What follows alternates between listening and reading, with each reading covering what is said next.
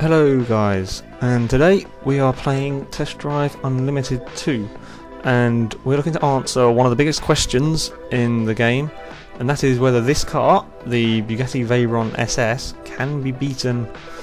Now, ever since it started appearing in club races, me and a considerable number of people have been fairly vocal about how overpowered this car is.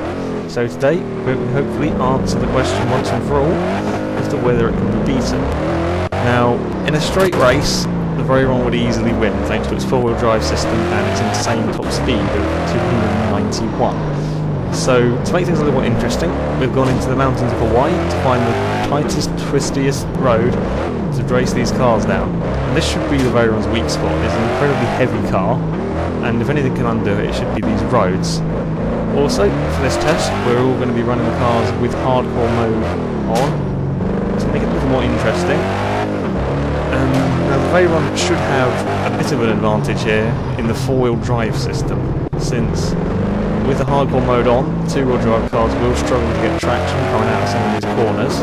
However, the Veyron's weight and its brakes that aren't brilliant should count against it.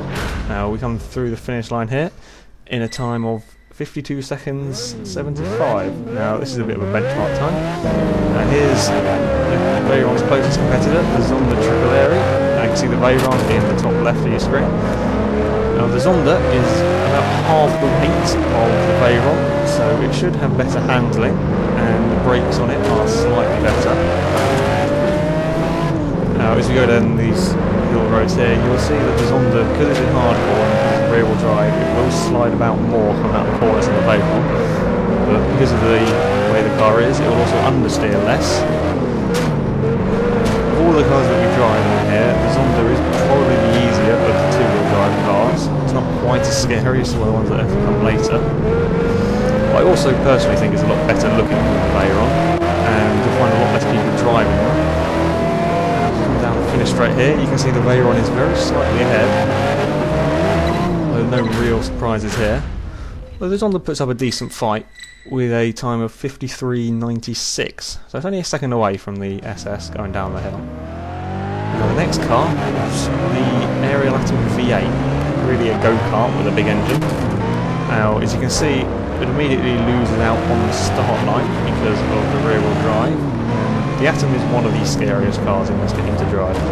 There is a huge amount of power wanting to escape out of the back of it all at once, and as you see, it can be quite hard getting this down the hill.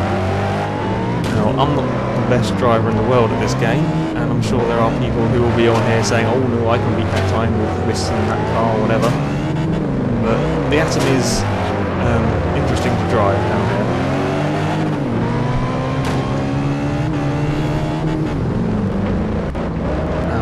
The Atom here should have a little bit of advantage, being much lighter. It's a quarter of the weight of the Veyron, and the handling should be better. However, what it lacks in power means it does lose out. The Veyron's already finished, of course, and the Atom comes home almost 4 seconds behind with a time of 56.46. Now, last up, a bit of a wild card here. We have the Buggy V8. Now, you might be thinking this is a bit of an unfair match. The Buggy can only do 150 miles an hour compared to the Veyron's 291. However, the Buggy does have a little trick up its sleeve, and that is that it can do 150 miles an hour pretty much wherever you point it.